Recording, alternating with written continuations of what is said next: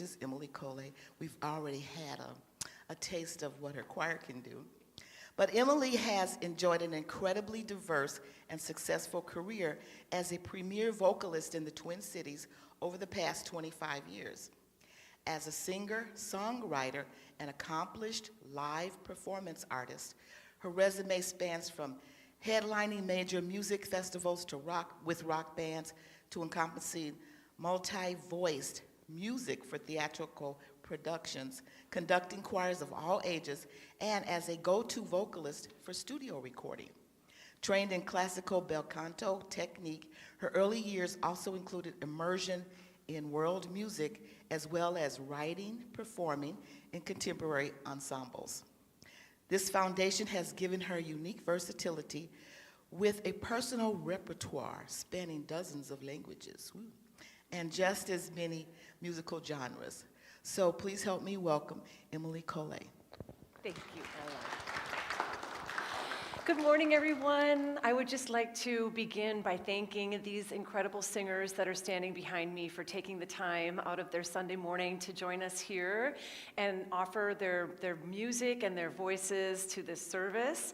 This group is Cantara, and it is a newer local community treble-voiced choir.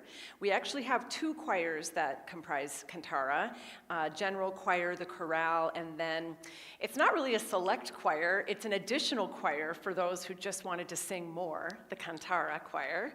And today we have, about half of our group. I mean, we still have, I think we're about half of us are here today, and we prepared some beautiful music for you, beginning with this really sweet, very old English song, Lulay Lulo.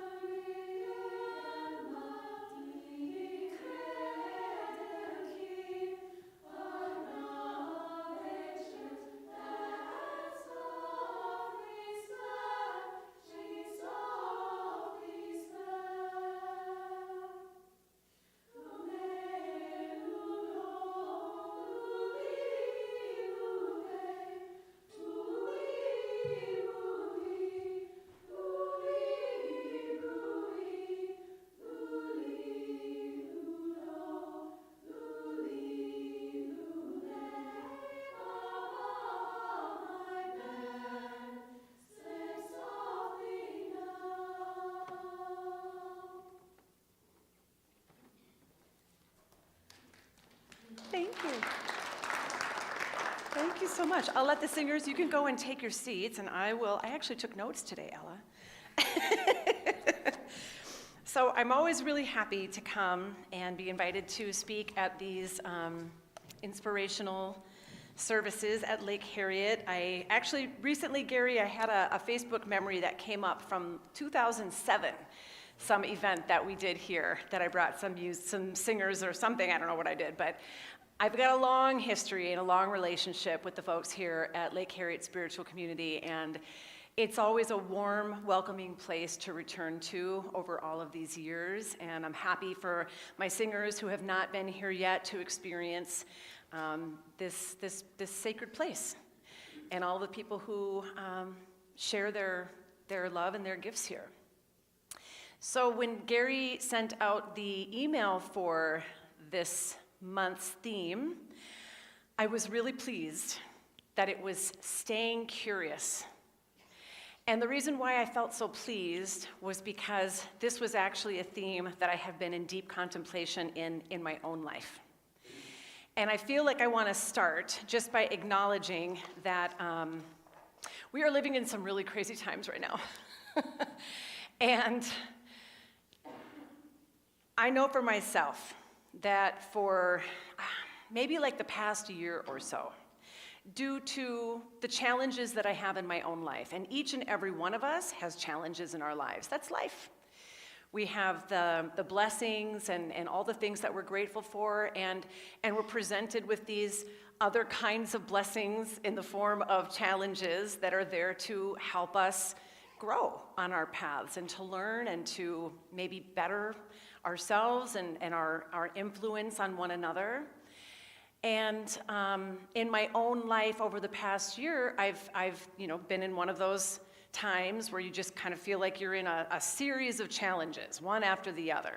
And like just when you get your head up above water, it's like the wave is coming to take you back down again. And that has left me feeling, in many ways, disconnected. I have felt disconnected from my path and my purpose. I have felt disconnected from my spiritual practices, which I've been very devoted to for decades, that always I return to. They help keep me grounded. They help keep me in the right direction. I have felt disconnected from communities that I felt I had invested a lot of energy and time and love into over many, many years. And I don't know if it's like a dark night of the soul exactly. I don't necessarily feel like I'm that deep in, but it's definitely been a holding pattern, and it's not really been comfortable, and I don't see an end in sight. And what I have to remind myself about, and this is why I'm bringing it up for all of you, and what I wanted to start with today, I have been recently reminding myself that on top of just living and being human and dealing with your challenges and your personal struggles, there is a collective thing that is happening that we are also all experiencing. And I sometimes personally don't think about that. I don't think about the stress and anxiety that's compounding everything else, because we're living in times where things are changing rapidly. And for most of us, change is uncomfortable, and it takes us time to kind of adjust to. And in the times we're living in right now, it feels like changes are just happening so fast. It's such a whirlwind that we don't have a chance to acclimate to one change before the next 10 have happened. And I don't know about all of you, I'm seeing some heads nod. For me, it personally just feels like I'm in this constant state of like hyper anxiety. And it's been increasingly more and more difficult to regulate my nervous system. I'm also recognizing that as a middle-aged woman, I'm going through a change in my life where I'm feeling very impatient, very quick to anger, my poor 12-year-old son. And all of this together is kind of incapacitating. I'm somebody who naturally is very ambitious, I'm very driven, I have 1,000,000,001 things going on all the time in my life, and I'm writing in my journal every day, I just want to go as far away from everybody as possible. I wish I could find some place out in the middle of I don't know where, and just be done with the peopling and the humaning, and maybe get some more animals, and just cook food, because that's what I really love to do. That's my really happy place. And sing. And that's kind of like my warm, fuzzy thought at the moment. And so I want for everyone to just take a moment, even as I'm saying this and sharing my personal experience and talking about our collective experience, I want you to just take a moment to acknowledge whatever is coming up inside of you, whatever thoughts you may be reflecting on about your own lives or about what's happening in our communities, in our country, in the world, and let it be. Find that acceptance, acknowledge if it brings up frustration or fear or grief or anger or hopelessness, whatever it might be, it's where we might be. Luckily, we know that the wheel is always turning and it won't be like this forever. But for the moment, this is where we are in this moment in time. And as we kind of acknowledge those feelings within ourselves, let's also remember that we are here today in this place with people who come in good spirit and with good hearts. We are all safe here. We are comfortable and warm. It's a peaceful moment. And we can just relax a little bit, notice any tension that's in our bodies, take a few deep breaths, and let go just a little bit more with each breath, and just return to this present moment, which is pretty okay, even from up here. So I actually made notes today, which I normally don't do, but I'm going to use them. Oh yes, okay. So when Gary sent the email about staying curious, when he sends those emails with the theme, it's like I kind of think about it up until this moment when I'm here speaking before you. And most of the time I don't really prepare anything. I just kind of speak off the cuff about what I've been reflecting on. And I remember that the day that he sent out that email about staying curious, the first thought that came to me was actually from a spiritual tradition that I've been a part of for many, many years, and one where we work with the medicine wheel, as many spiritual traditions do. Although in different traditions, the medicine wheel and its meanings and significance are different. So in the tradition that I've been a part of, the moon dance tradition, we associate the direction of the south with the element of fire, which is like pure energy, which we also associate with children. Children are pure energy. They're fire. I work with children. I'm a music teacher, and I predominantly work with tweens and teens, but I also work with the littles, and have for decades. And children in the South, with that element of fire, they are the embodiments in our spiritual tradition of curiosity. Because they want to know everything. And they're discovering everything all the time. And everything is new to them. So everything is like a little bit exciting in kind of a naive way as we learn as we get older. There are some things that, we might be curious about that maybe aren't good for us, or maybe we shouldn't touch that, or, the hard lessons that we learn along the way. But children are that embodiment of curiosity for life. So whenever we're in a moment of feeling stagnant in our lives, or like the wheel, we can't get the wheel to move, that's the prayer, is that we turn to the south, we pray with the fire, we pray for inspiration. We pray to find that thing that motivates us, that gives us that feeling when we wake up in the morning like we want to hit it, we want to go get it. It's that passion. It's the fire in the belly, as we say. And so with that also comes, the idea of creating certain routines or patterns or habits that kind of serve that fire. And as I mentioned earlier, for me, I have some spiritual disciplines that, have been tried and true for me for many, many, many decades. And lately, I'm just feeling a real challenge in connecting with those disciplines. It's so funny, right? When we talk about routines or habits, for some people, it's really hard to create routines. It's really hard to create that discipline or devotion to doing these things that we know are really good for us, but it's like we don't want to do it. And so that can be a real impediment for some people. For other people, it can be breaking out of those routines, recognizing the moment when those routines maybe aren't serving us as they once did, or maybe don't serve us to our fullest potential or our highest good anymore. And maybe we're kind of like intuitively being called to like adapt or make some changes, but it's really hard because we're so used to doing it this way. So you may fall on either end of the spectrum or someplace in between. But when I think about children, and I think about how as adults we try to, as me, as a parent, I try to create these routines even for my child that are going to serve his highest good. They're going to teach him the things that he needs to know. They're going to help him learn about the responsibilities that he needs to tend to, that are his commitments. It's a challenge. It's a real challenge.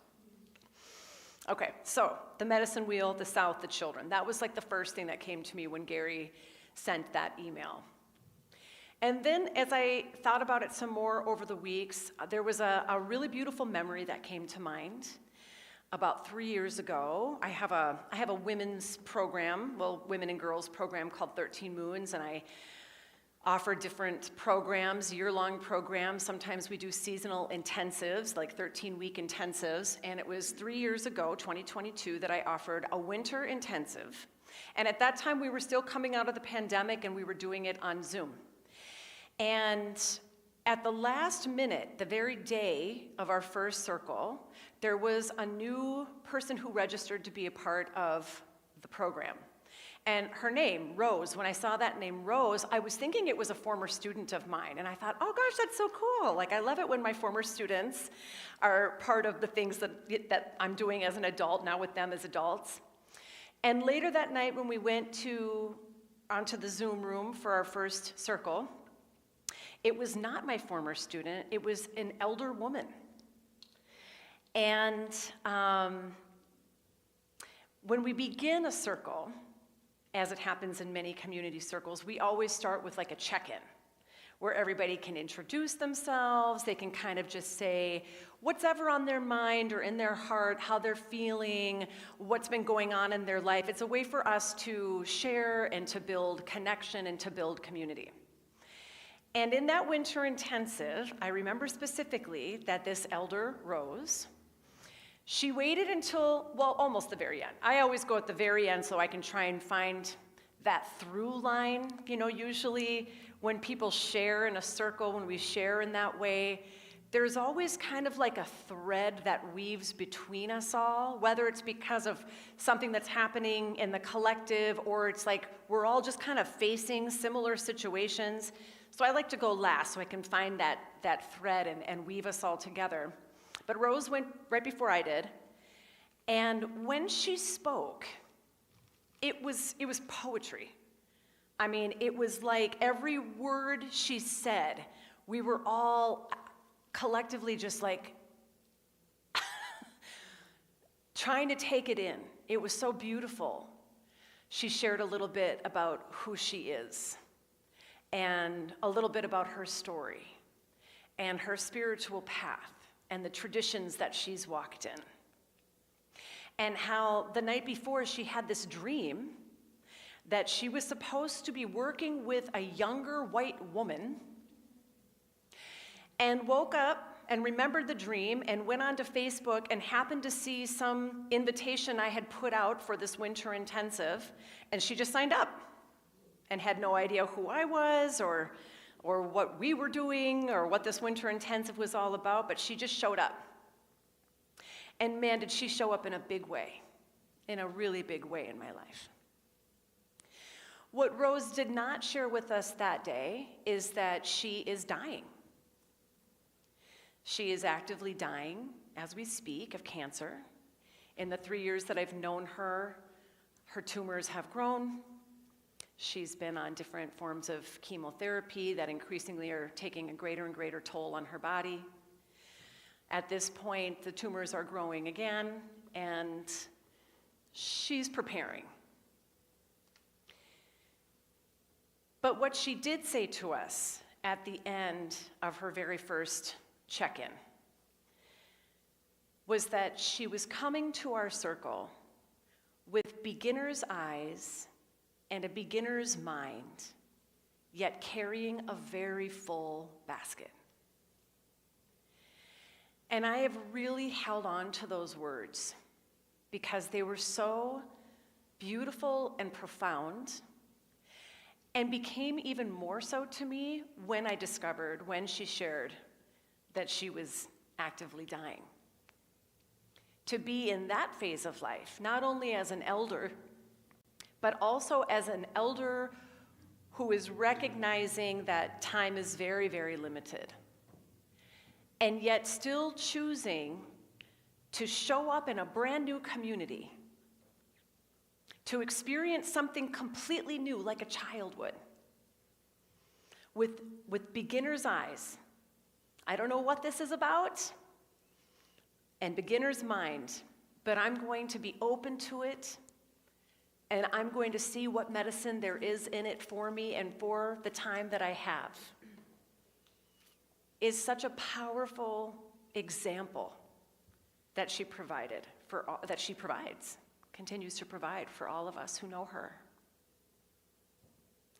As I said, I work with children, a lot of adolescents, and I've been teaching for 30 years, and although the times change, and the lingo changes, and childhood has changed a lot, there are some things about adolescence that unfortunately do not change. There's a lot of drama. Everything is so dramatic. And you realize it's because at that age, there's now an advanced consciousness that small children don't have. They're becoming much more aware of themselves in context with others. And everything that happens is a first. It's the first time that I'm going to school where I'm moving around from class to class and going through the hallways and having those interactions. It's the first time I'm being judged fairly, or most of the time unfairly, by others and feeling that kind of condemnation. It's the first time I've had a fight with my friend that was like that. Or I lost a friend and it really hurts.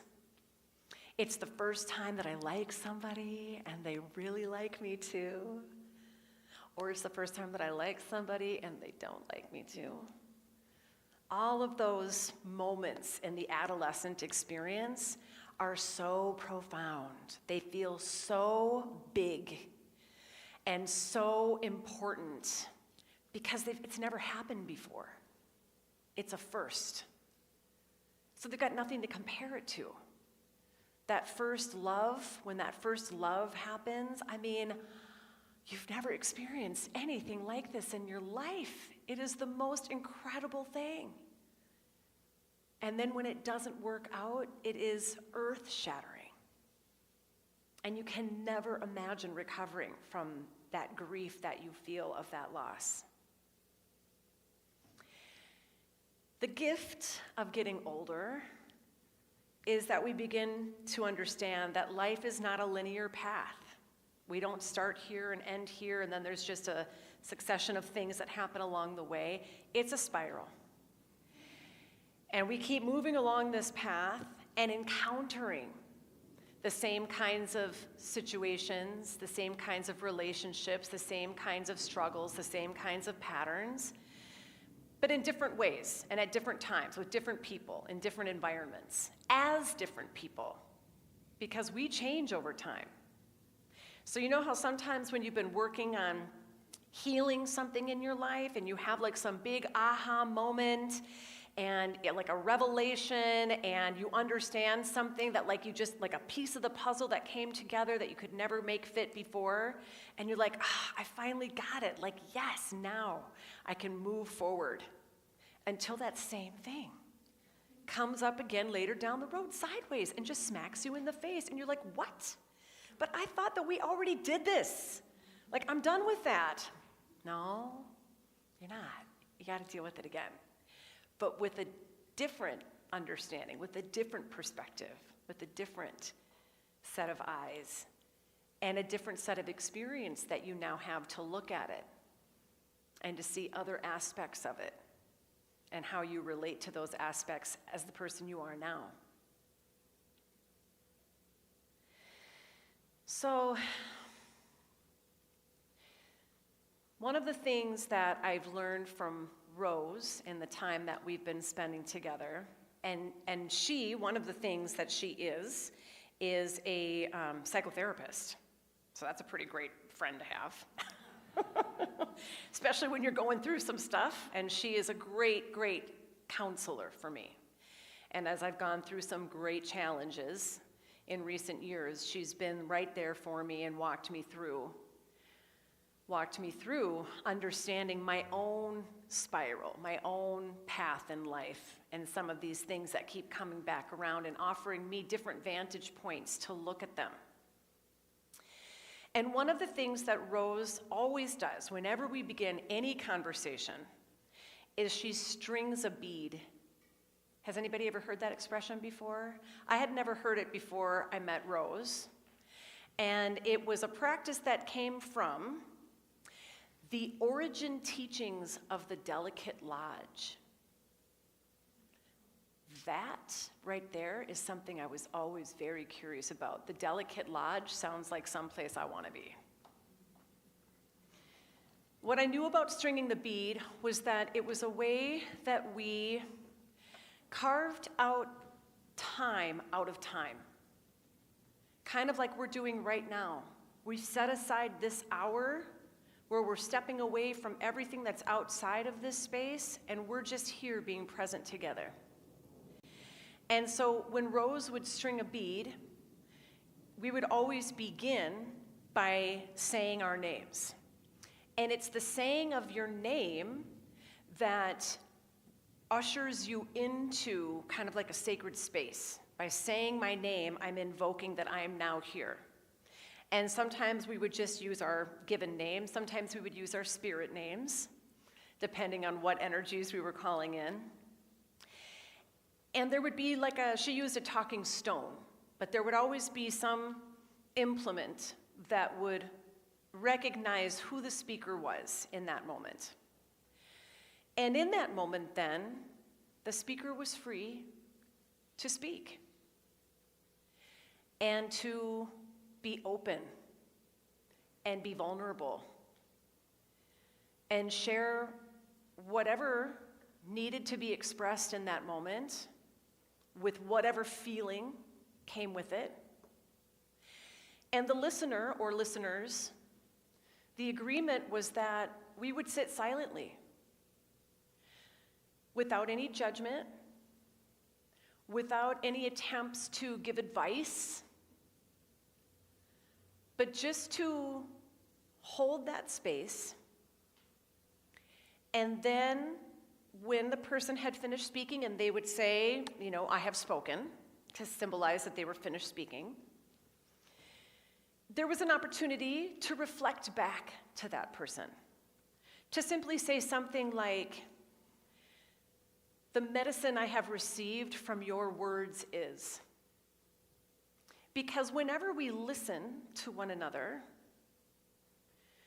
we really listen to what somebody is saying from their heart. There's an opportunity to receive medicine in that sharing, in recognizing our humanity or our empathy or our understanding of one another, which is a medicine we could use a lot more of in the world today. So I'm going to tie this back around to the South and to the children. And I want to remind every one of us that we were all children at one point in time. And each of us came into this world with that burning curiosity to learn things, to know things, to experience things, to try new things, even if they were dangerous things. And even though we are grown and we have walked the spiral many times around, and in that process, maybe we've lost a little of that fire. Maybe we've become even a little jaded about the world. And especially maybe in these times, we're becoming increasingly more jaded about the world. The question lately for me has been, how, in a time where I feel so disconnected, and where everything in the world right now feels so broken and disconnected, how do I find that fire in my belly? How do I create that fire in my belly when really all I want to do is go far away from everyone and not do any of the things that I'm supposed to do and just kind of hide? And I think about the child that I was, and I know what kind of a child I was. I was a feral child. I grew up in the 80s. There were no parents anywhere. And I explored and experienced a lot. And a lot of it was not good. And I should not have done that. But I was so curious. And I wanted to do all of the things. And nobody was going to tell me no. So I want us, collectively, to just try a little exercise. Just briefly, and usually this process would take much longer, but just briefly, and you can do this again later at home with yourself anytime. I want us to maybe close our eyes if you feel called to, or just kind of come within yourself and to summon up the child that you once were. How it felt to be that child at whichever age you see yourself. Maybe it's a really young child, 6 or 7, maybe it's more like 10, maybe it's a teen. Encounter yourself, that inner child, and just take a silent moment to string a bead with yourself. Reintroduce your adult self to your younger self, and just allow a little space to ask that child that you were and still are, still carry within you, what would you love to do? What would make you so excited to do?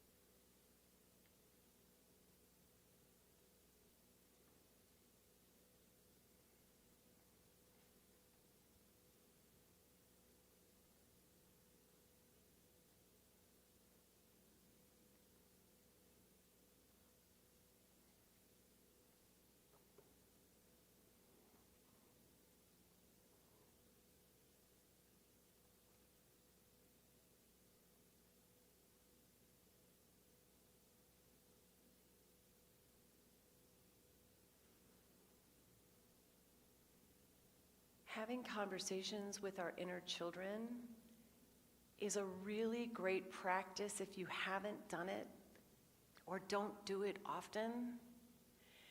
It's really lovely to remember who you were when you came into this world with just that pure heart and mind, and to ask that part of yourself, what do you still need that you haven't been given? What do you still want that you haven't done? So if you feel comfortable, now I would like for you to just take a moment to turn to your neighbor and to string a little bead and to introduce yourself and maybe to share that voice of your inner child. What did your inner child want to do? Even if you just offer one word. Go ahead and string a bead with your neighbor. We'll just give it a minute.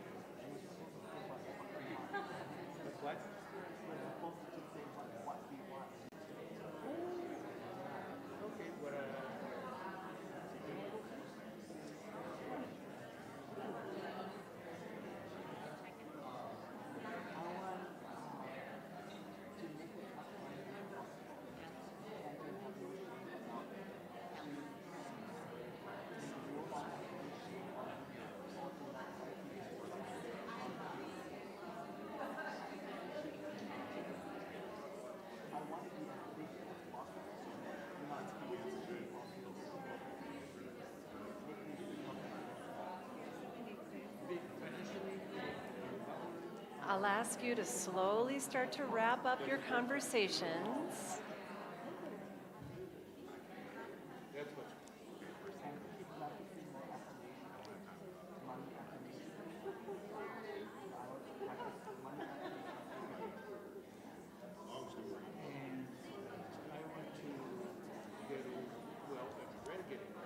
So, as you wrap up these conversations, I want to reflect to all of you how beautiful this moment was to stand and observe.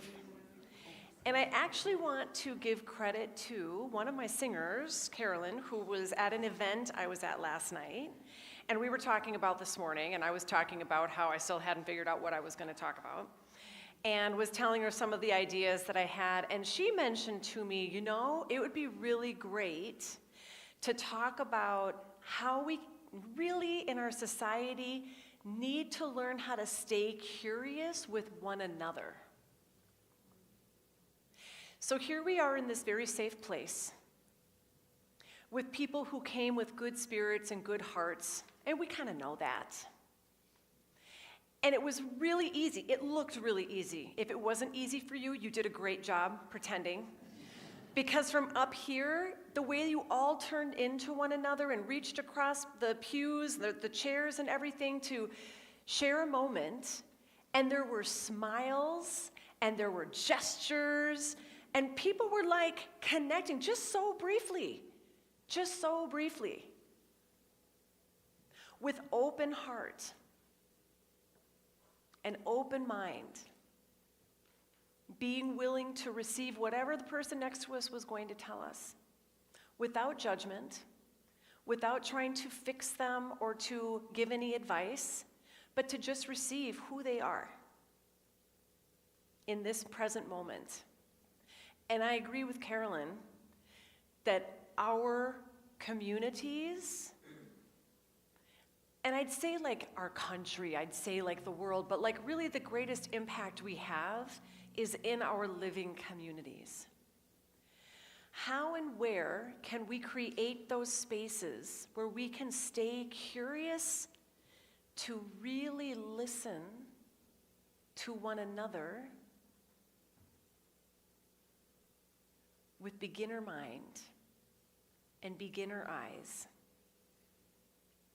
as if we haven't already been touched and affected and maybe a little jaded from the experiences that life has given us, but to just try to understand one another exactly as we are. It won't be easy all the time, I know, but it's just a really lovely practice that I think we can offer ourselves in terms of stringing that bead with the different aspects of ourselves and with one another. So I know it's about that time to do the offering, and so I'm going to just wrap up by saying what I'm trying to do in the situation that I'm in, where I'm feeling disconnected, where I'm feeling on top of everything that's going on in my life, I'm feeling overwhelmed and overwrought with the condition of the world. I'm really trying to carve out, find those little places and moments where I can enter in with my very full basket, with beginner's mind and with beginner's eyes, meeting new people, putting myself into new communities or new situations, which isn't always a comfortable thing for me. I usually like to know what's going on and to kind of lead whatever's going on. That's my nature. But in this moment of great personal questioning, I'm ready to try to see things in a different way, because the way that I've been operating and the way that I've been looking, I don't think it's serving me and my highest good and all of the gifts that I have to offer. And that's what I would invite for all of us. So at this time, I will offer another song. I'll have the women come up. And I know that there's going to be offering plates going around. So Ella, did you want to? Okay. Can we give Emily a round of applause? Thank you. Right behind you, Mama. So Emily, I took notes too. There was so much packed in there. But the one thing that stood out for me that I wanted to comment on was our collective experience. And so I'm always curious when I experience some real intense emotions or feelings. I'm curious, and I ask the question, is this mine? Is this all mine? And then I get into the little kid's mind, and I ask, why? Why is it there? What is this offering me? So I like that. You said that children are the embodiment of curiosity for life. Yeah. And so there was a lot there, so Thanks, thank you. Ella. Thank you. All right, so like Emily mentioned, this is the time for donations or collection, and Lake Harriet is funded by your donations. And so in a moment, the ushers will be passing the baskets. There are QR codes for Venmo in there. And your donations are a source of income that helps us operate this building, keep the lights on, keep the doors open, so that we can offer events and other experiences like today's speech. So please help us continue to do that. So we invite you to be a partner with us in supporting this spiritual community. Give what you can today, and consider being a regular donor by going to our website, lakeharrietspiritualcommunity.org, and clicking the Donate Now button. So that'll be a monthly donation. All right, so thank you. Thank you. Take it away.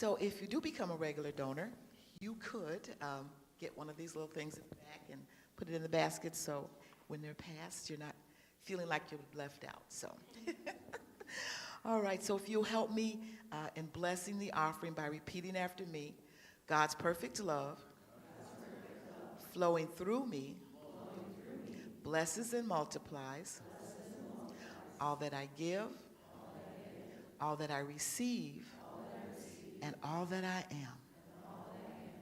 Blessed be a whole. All right, thank you. So we typically do a closing circle. Yeah, so All we're right. going to gather, we're going to make a big closing circle, and the singers are going to go and intersperse themselves Okay. in the circle as well. All right. So I think we can line up around the center section here. And so it's another way to get that feeling of community and that connection. All right. Cool. So we wanted to, in the spirit of stringing beads with one another, one of the most beautiful ways we have to string a bead in our community is by sharing our voices in song. And so we are going to invite everyone to sing. I'm going to teach you a really sweet, short chant that comes from the Seneca tradition. And it's perfect for this time of year because it is a song traditionally sung to the winter full moon. And although we're still in the second half of autumn, I don't know about y'all, but when I stepped out the door this morning, it felt a little wintry. I felt it coming. And so this could be a song to warm us all through the longer, darker, colder days. It's called Nisa Nisa. And the words are very simple. Repeat after me, please. Nisa, Nisa, Nisa. Nisa, Nisa, Nisa. Nisa, Nisa, Nisa. Nisa, Nisa, Nisa. Nisa, Nisa, Nisa. Nisa, Nisa, Nisa. Gai Wei Ho. Gai Wei Ho. Right. So I'm going to slowly teach it to everyone, and then what's going to happen is we're going to sing it in a round, okay? And we're just going to kind of say, like, this will be group 1 when we do the round, that would be group 2, then we have our group 3 and our group 4. You can figure out which group you're in, okay? So the song goes like this. Nisa, Nisa, Nisa, Nisa, Nisa, Nisa, Nisa, Nisa, Nisa, Gai Wei Ho. That was beautiful. Let's sing it again in unison.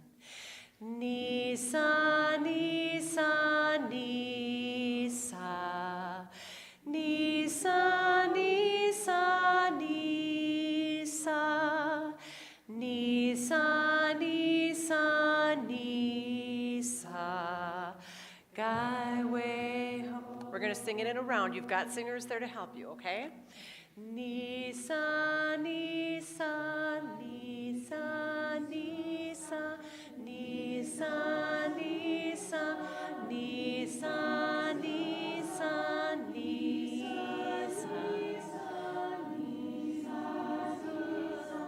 Gai Wei Ho.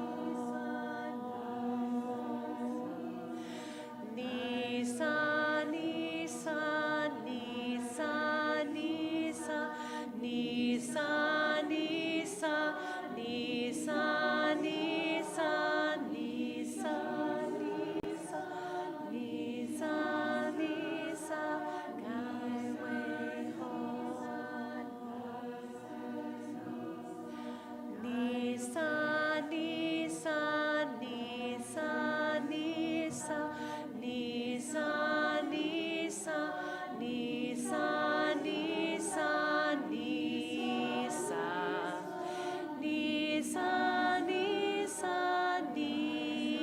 Nisa, Nisa, Nisa, Nisa, Gai Wei Ho. You sing beautifully. Any of you that want to come and sing in our choir, you'd be more than welcome to join us. Thank you so much to Lake Harriet Spiritual Community. Thank you to Gary and to all of the lovely people who keep this place running with so much beautiful generosity of spirit with so much love. Thank you to everyone who joined us today. May you and all of your guides and all of your ancestors be blessed and continue to bless you as you spiral on down your path. And may all of our collective communities and country and humanity elevate in our consciousness and return to our heart centers where we can offer more compassion and more empathy and more love and light into this world. Aho. Thank you, everyone. Yay! Enjoy your beautiful Sunday.